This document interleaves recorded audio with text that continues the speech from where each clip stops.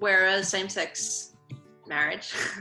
So I guess we've decided, and with the training that we had before we adopted our daughter and then son, we were told that it's like pretty important to be honest and open and transparent with the kids, because then they'll have less questions later on. So, I mean, being same-sex couple, what are we going to do? Like pretend like, no, you weren't adopted. Like, so we're really honest with her, and we know that there are going to be even more questions down the line about like, why don't I have a daddy? Or, so we just explain that every family is different. And I think it helps for my wife and I that we both came from, broken families where we had divorced parents. So we can even just speak to that. Like even heterosexual couples separate, and sometimes kids just live with the mum or the dad. So in our case, you have two mums. How lucky. We live in Canada at the moment, so it's really not a problem where we live. It's very common. We were actually starting to talk about, like, I was turning 35 and I was like, okay, it's kind of now or never. Like we need to start preparing. Let's do IVF or something, and let's make it a goal for this year to like get pregnant. And then, so I started taking the prenatal vitamins to get prepared. And a few weeks later, we were watching the news and the travel ban was happening, and I was just so appalled. And there were these stories of babies from Syria who couldn't go to the US and get their surgery. So I turned to Paige and I said, maybe we should adopt. There's a lot of kids that need some help. She's like, yeah, for sure. But I was kind of joking. And like 3 days after that, we found out that we had a niece who nobody in the family knew about. And she went straight into foster care. And she was 4 months old. And we were like, okay, that's it. We will be her parents. We will do whatever we can to get her out of foster care. My husband and I had raised 3 bio boys, and then we, when moving here 14 years ago, hosted 25 foreign exchange student 16-year-old boys, and we were having fun.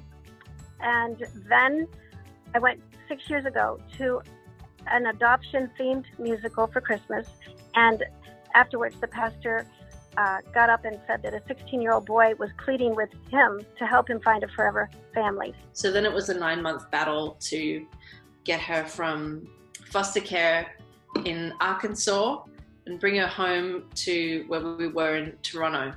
And I know 9 months is very short in the scheme of things compared to other families, but for us it felt like a lifetime. We wanted to go and get her that day that we found out she was there. She was placed in foster care because her bio parents, my brother-in-law and his girlfriend, are both drug addicts. They're addicted to crystal meth, and so our daughter had drugs in her system when she was born, and so the government just took her into her care. So that was the story. And I'm like, what? Oh my golly! Oh, how am I supposed to tell Joe? And I don't really feel able, and we're almost retired. What? And anyway, 2 days later, I tell Joe, and he's like, oh, I heard the same thing. And then we actually have the son as well.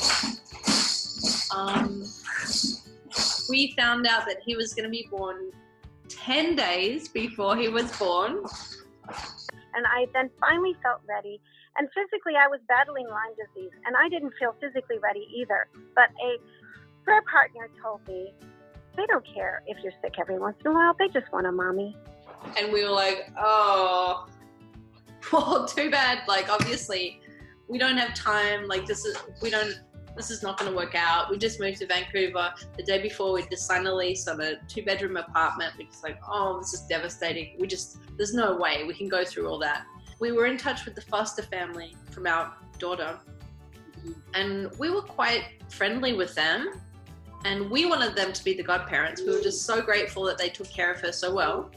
And we let them know that she was going to have a brother on the way, and would they be interested in adopting? And they said, yes, absolutely. And we were like, great, we can all stay in touch, keep the kids connected. We hadn't met the bio mum yet, and we were initiating dialogue with her and getting to know her for the first time over Skype, and it was all very weird. She was on board. She admitted that she was still an addict, but she admitted she had no plan. She hadn't even talked to her boyfriend about, like, she was about to give birth and they had not discussed the fact that she was pregnant. And I'm like, okay, I'm going to go for this. And then I found a doctor that helped me. And I had my first hopeful day. And I told Joe, I think it's time.